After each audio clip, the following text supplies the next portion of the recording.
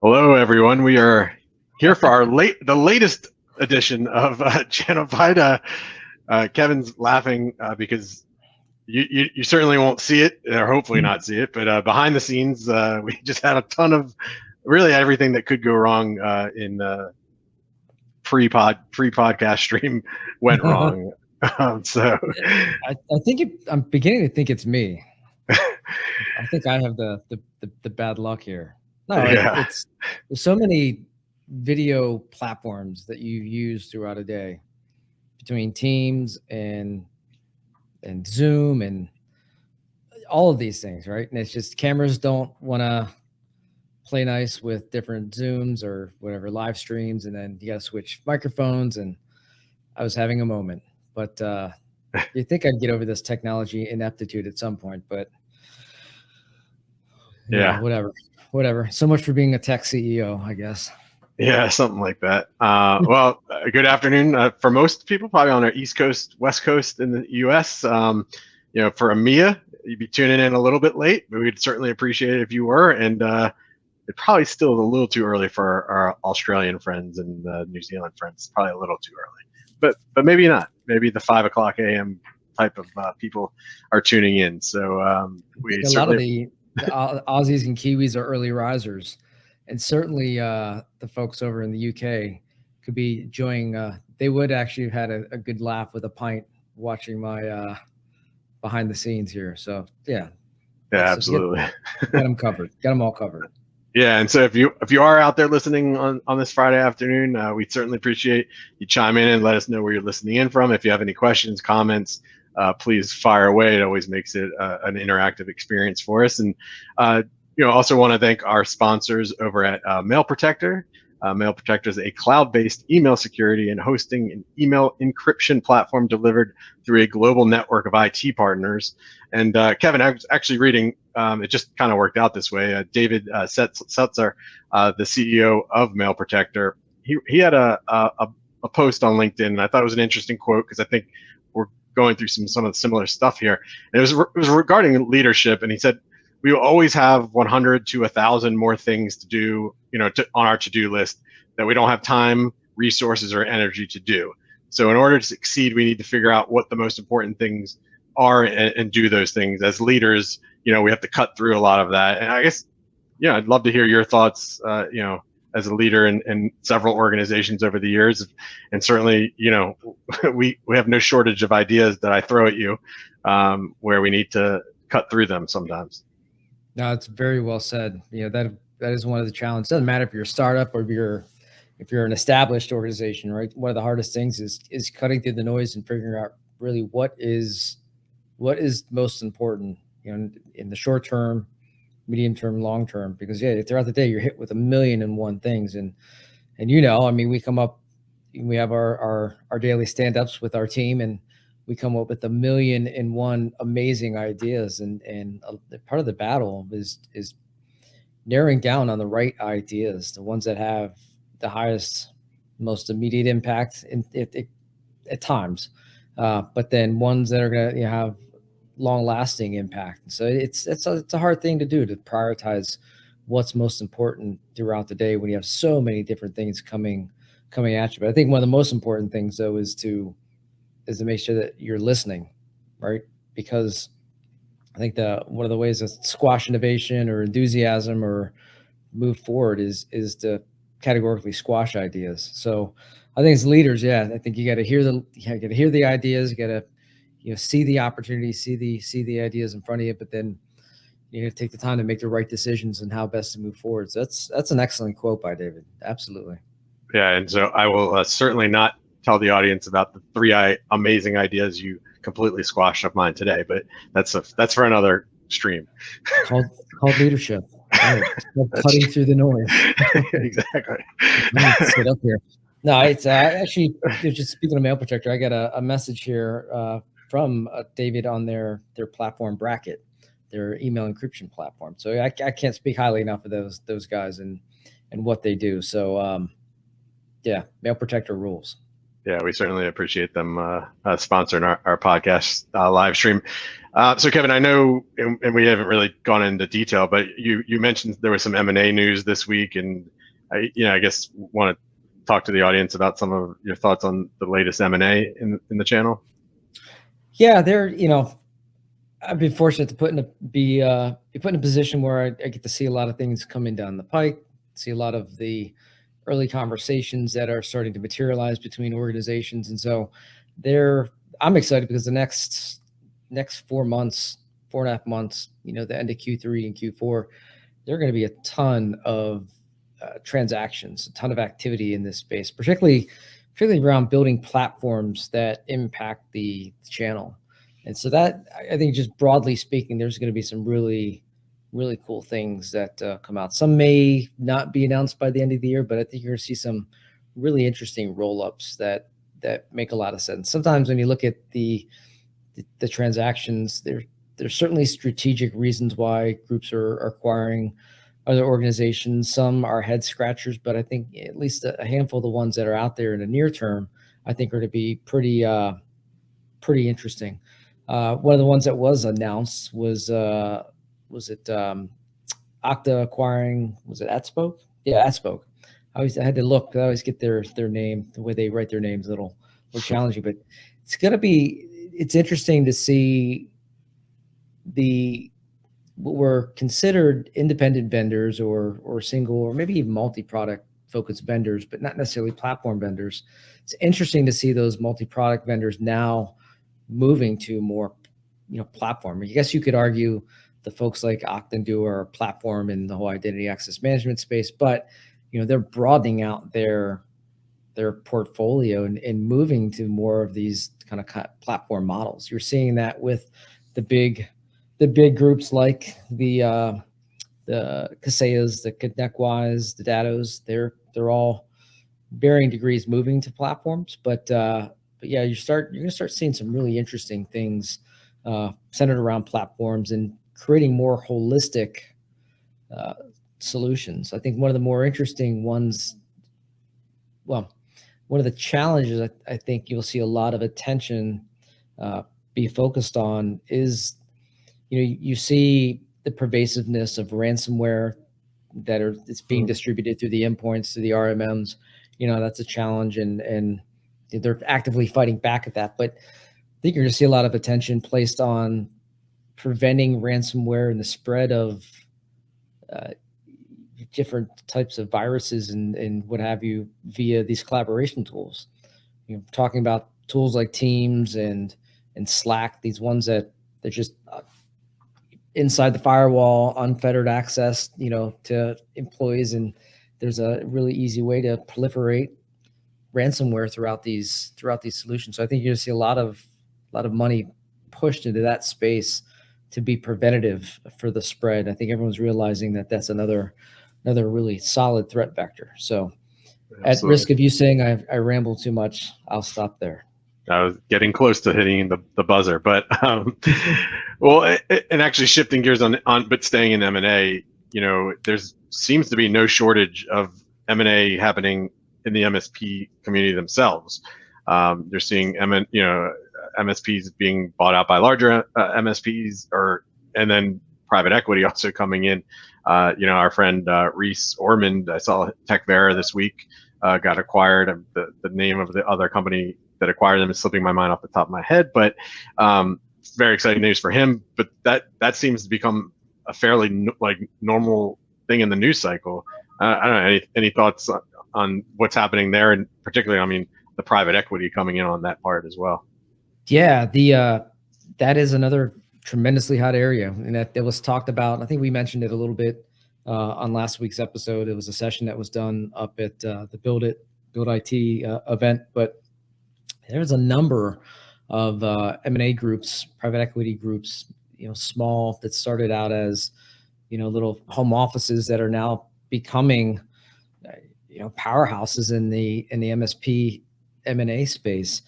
And you're seeing some really interesting M&A models. Some of the high velocity ones that are really trying to achieve just quick turns. You're seeing the kind of the traditional roll them up, centralize the management structure, centralize tools and stuff like that, and then push for 36, 48-month exits, what have you, then you're also seeing a number of groups coming in and it almost creating like almost like a franchise model. Maybe it might be a good way to describe it, where they're acquiring the organization, but they're still allowing the founders or principals of those MSPs to run the business. And there's a gradual normalizing of solutions and staff or what have you. But it is almost akin to this kind of franchise model.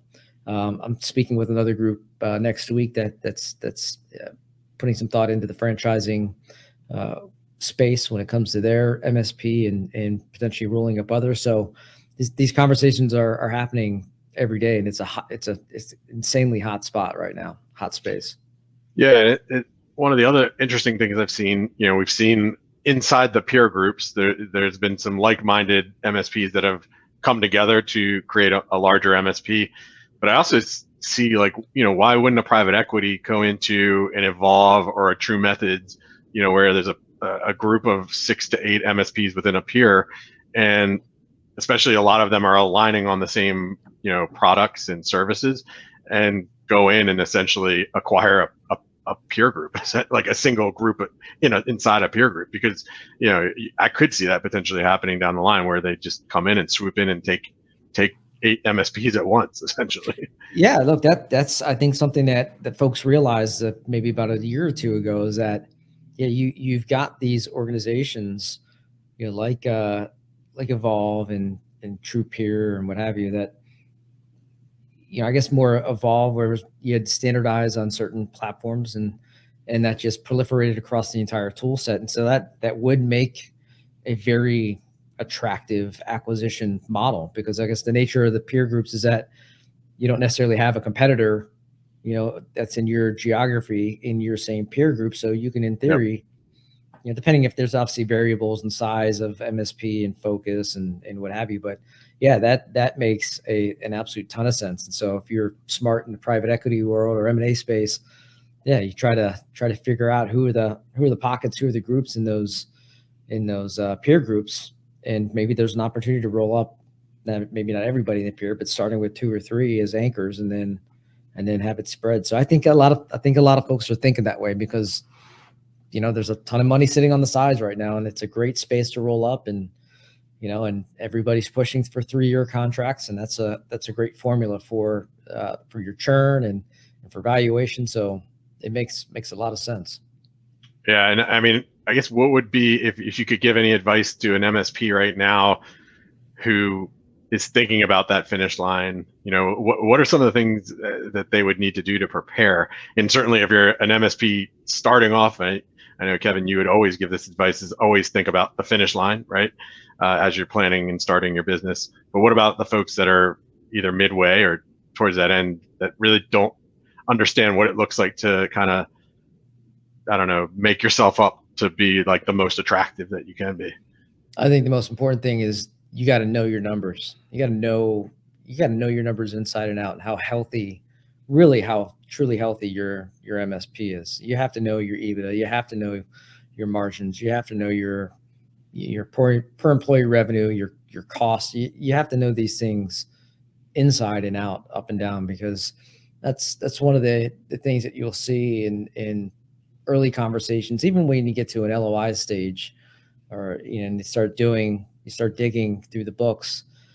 It's things are not often as they appear. I'm trying to think of what it says on the rearview mirror or whatever, but no, there's quite often where a founder you're having a conversation other side of the table, and the founder, the CEO of the organization is selling passion versus selling really the financials and where the business is. And sure, you have to sell the vision, you have to sell the passion, where this thing is going. But if you don't know your numbers, if they're not dialed in, or if you're presenting a set of numbers and you get to due diligence and those numbers are off, that's no faster way to make valuations go down and deals go sideways than having disconnects between what you thought your business was versus what the analysts uncover when they go through that due diligence process. So I think that's the one key takeaway, just in anybody either starting out or at that M&A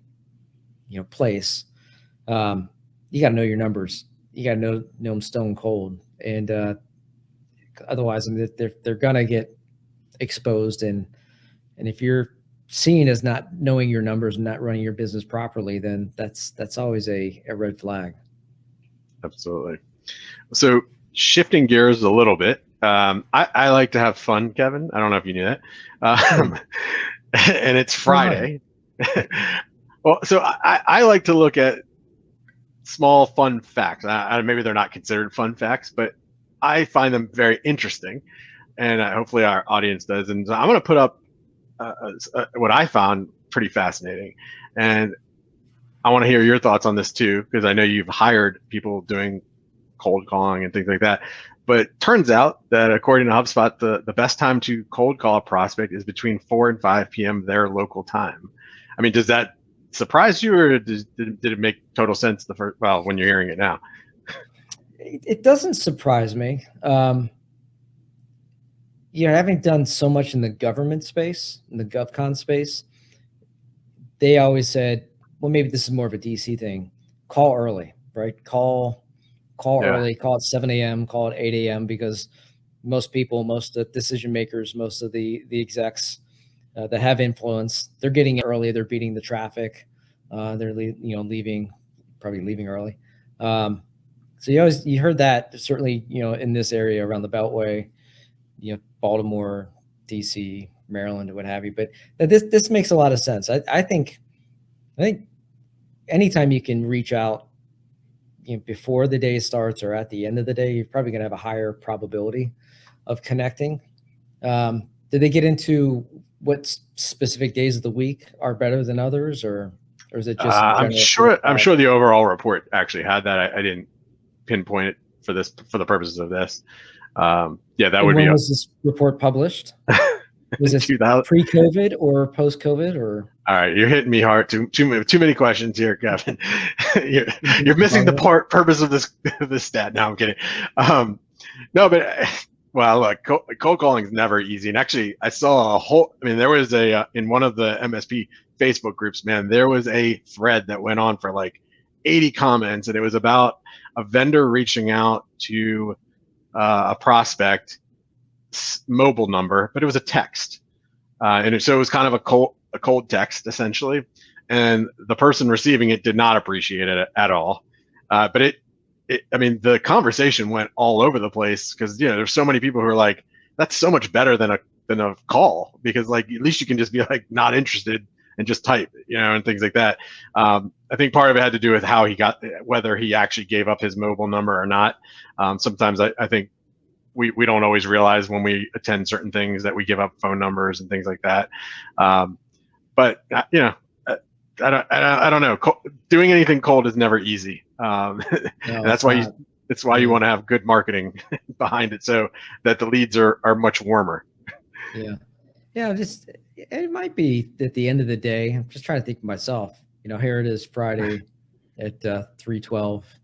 Am I more receptive, at 3 or 4 or 5 in the afternoon on a Friday, or any day? Maybe. I don't think I am. I don't think I would be. It's like the last thing. I would say morning for me would probably be the better time. But that's the thing. I mean, I think everybody's different when it comes to this stuff. But yeah, you're early. You're an early riser, so you probably, I'm probably more receptive early. Yeah, I mean, I'm burnt out by the 4 or 5 time, because I'm usually in my desk at 7 a.m. So yeah. That's interesting. So and HubSpot is not a sponsor, but the report is very interesting. Maybe so according, so if you're listening, HubSpot, let us know. But according to HubSpot, only 24% of sales emails are opened. I don't know that that's shocking. I think overall we see this has been a pretty big trend of emails just not being opened in general. I don't know if it's just sales email is the only thing, but sometimes these numbers are brutal from like a sales and marketing standpoint, though. Like, you get all excited, you put together this amazing email, and that's on the high end, probably that 24% read that.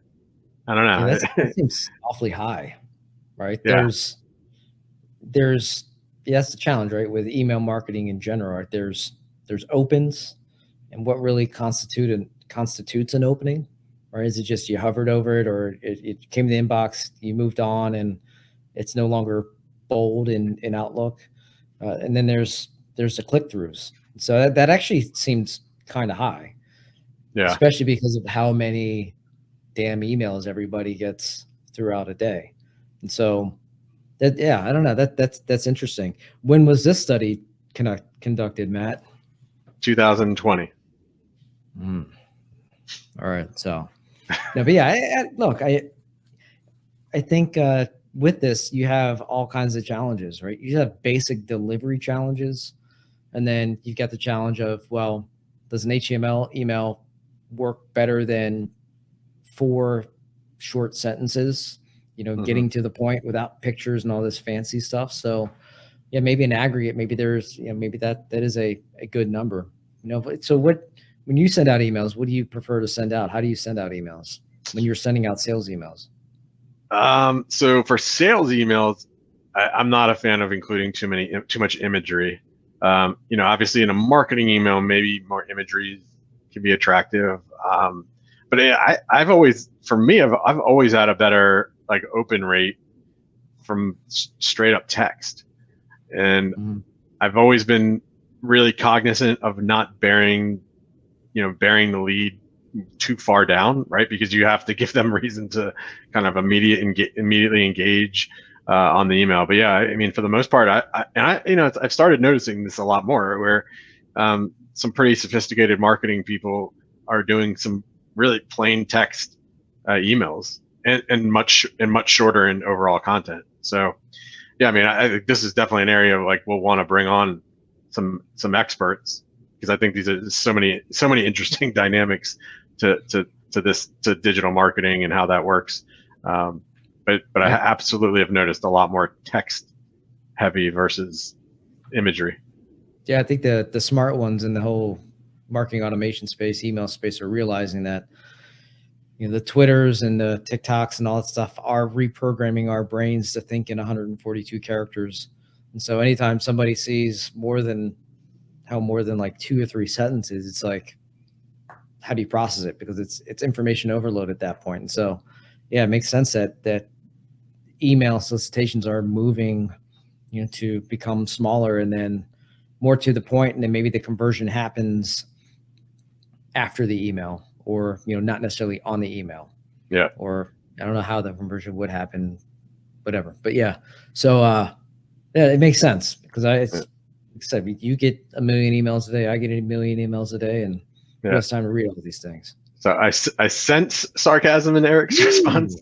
Hey Bobby, my sales email. Hey Bobby, have I got a deal for you? I'll call you tomorrow. That's a good. What do you say about that one? Actually, for some reason, that also reminded me of one, and I'm curious what your thoughts are on this one. Which it's like the old, like, it's presumptive type of thing, where you say like, hey, I'm gonna be in your city tomorrow, and like I guess I can tell your thoughts on that one. Yeah, because I get those all the time. Everyone probably gets those all the time, right? It's hey, I'm gonna be in your area with my CEO and setting up times. It's like, seriously? That's as bad as the LinkedIn, in messages. Some of the ones that you get, they're like, hey, I see we're in similar networks, we should be friends. Yeah. It's like, you're trying to get my attention, that's the best you can do. Oh, hey, by the way, I happen to be in your neighborhood. It's like, what? No, that's not, I don't know. That's probably one of the fastest ways for me to delete an email.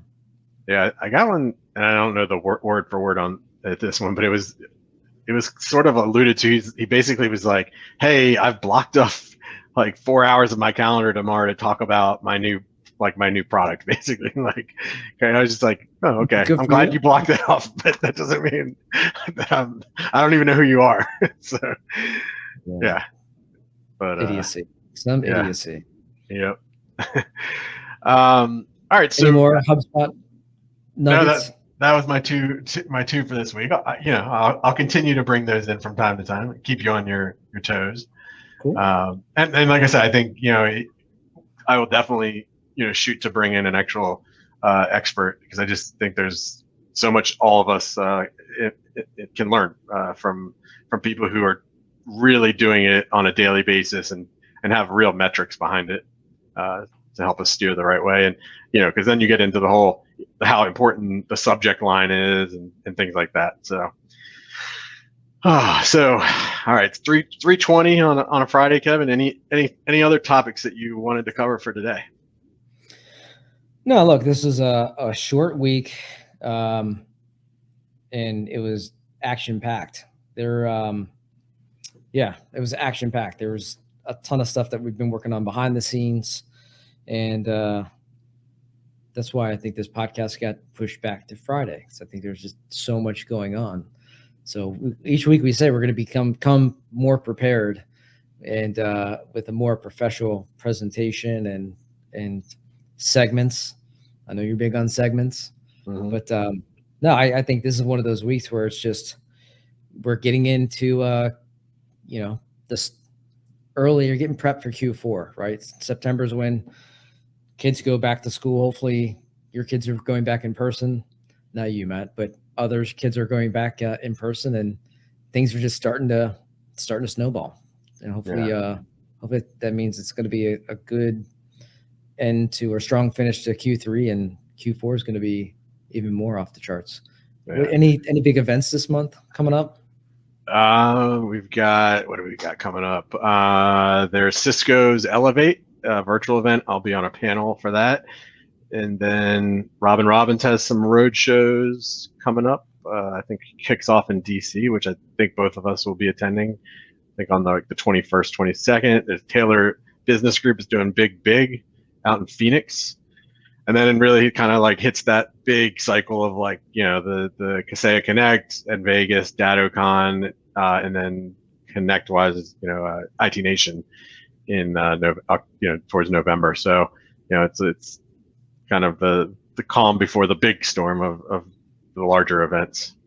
Yeah, so it's going to be pretty interesting. Any insight into events over in EMEA or down in ANZ? Not particularly. I haven't heard too much. I mean, I know in Australia they're on lockdown. So yeah, good point. Yeah. So I don't think too many events are taking place. And by the way, Eric has a question or a comment about your. Is Kevin's last name Landcast? Why don't you answer that? You get that every other day. Yeah. So we get there's Lancaster or Lancaster, and I think to your point, there's a difference between how you say it in the Carolinas versus how they say it up in Pennsylvania, where they say Lancaster. I really don't have an opinion. I think I more often say Lancaster. I don't know why. Sometimes I throw the D in there and there's no D, but yeah, I don't know. I get that like every couple of days. So yeah, interesting. Very cool. I don't know if that helped at all. A little bit. I think it clarified slightly, but all of us know you as Lancaster. I don't think we've ever had Lan. I don't think we ever had the D. So yeah, some people add the D. Crazy.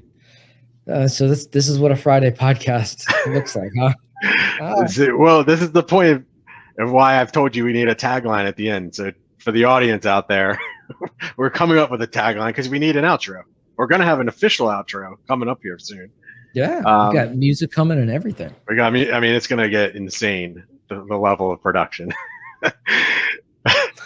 But until so see, Eric's keeping us going here. It does. Around here, we know where someone is from by the way they say it. You're not from around here, huh? Well, Eric, at some point we'll just have to invite you on, since you're kind of carrying us through this Friday podcast here. But no, we appreciate you chiming in. So thank you so much. Yeah. Talking about me, of course. Yeah. Yeah. What do you got planned? Any plans this weekend? I know we have the 20th anniversary of 9/11. Is it tomorrow? Saturday. Yeah. So yeah, that's unbelievable that it's been 20 years.